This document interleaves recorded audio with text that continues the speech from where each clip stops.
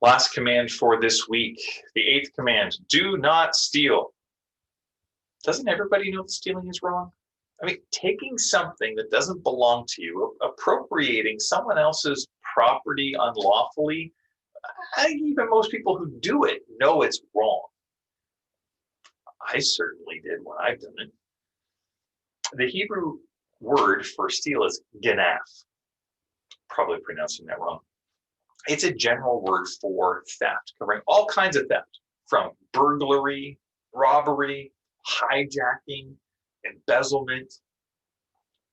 And I don't know why I thought of this, but it's coming across as I was doing reading for this.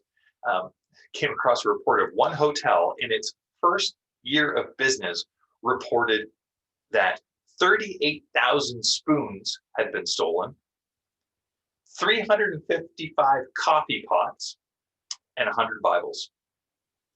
Now, to be honest, I'm not feeling so bad about the last one.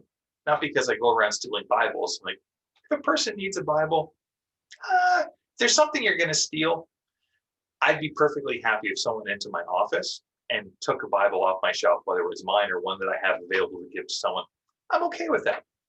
I had an uncle who, this is back in the days of cassettes. I know some of you just went, what are cassettes? And it was pre-compact disc. And he had like 150 cassettes stolen out of his van. All of it was quartet music. And his response was, I hope they listen to it all. Theft is easy to see all around us, from corruption in business, like Enron, to government, like people who don't report their taxes properly. Admit it, you thought I was going to go that the government steals. Theft includes employees not putting in full effort for full pay. See, basically, theft is whenever we take advantage of our neighbor in any sort of way that results in loss to them. So if a neighbor sacrifices for us, that's not theft because they're willingly losing for our benefit. But when we are taking advantage of a neighbor, of another person, in a way that costs them something without their willingness, that's theft. So there are countless ways to steal. And stealing from others fails to love them, and so it fails to love God. Because what we're doing is we're also affecting God's provision of the other person. We're taking from them something God has given them.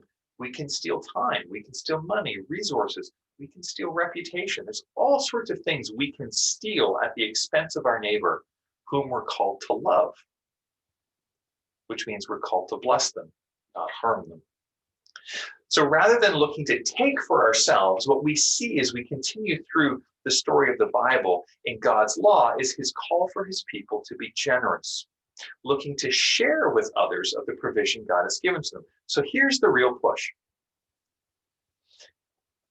So to not share the abundance we have, the Bible considers stealing. To put it in other ways, if we fail to be generous to others of what God has given to us, we are stealing. Yep, you heard me right. Think of it this way. You work for a company and your employer receives a grant from a donor, not government, or just someone who just wants to bless the business. They're a customer, for example, maybe, and they just want to give a gift. And they say to the owner, hey, here's how I want you to use the gift. This part's for you, and I want you to give all the employees this, their share. But your owner, your boss, doesn't give you your share.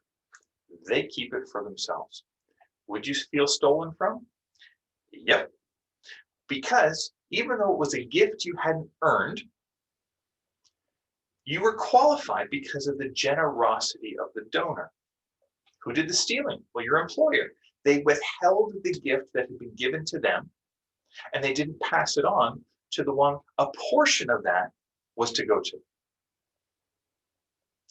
Change the donor to God. The employer is you, and those God calling you to be generous towards. That was you in that story. That is the picture of how God views the gifts he gives us.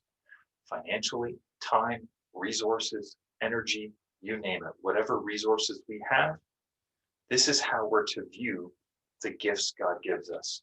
Out of his generosity to us, we be generous to others.